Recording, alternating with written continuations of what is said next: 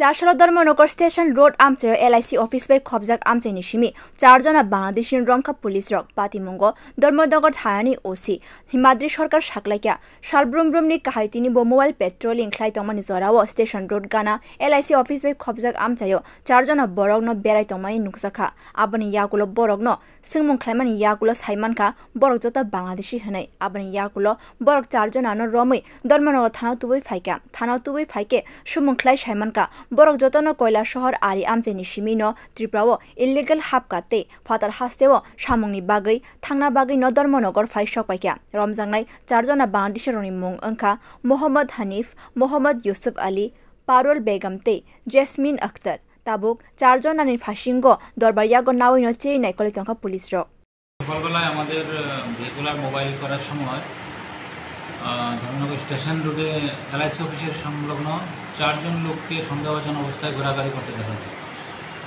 তো তাদের জিজ্ঞাসাবাদে জানতে পারা যায় তারা বাংলাদেশের নাগরিক। তাদের মধ্যে দুজন পুরুষ মোহাম্মদ হানিফ এবং মোহাম্মদ ইউনুস, আর দুজন মহিলা।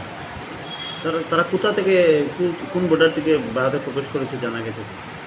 তাদেরকে জিজ্ঞাসাবাদে তারা বলেছে তারা কৈলাসহর বর্ডার দিয়ে এসেছে এবং ত্রিপুরার বাইরে কাজের উদ্দেশ্যে যাওয়ার জন্য তারা এদিক দিয়ে যাচ্ছিল। Bureau report কক্ষরাং।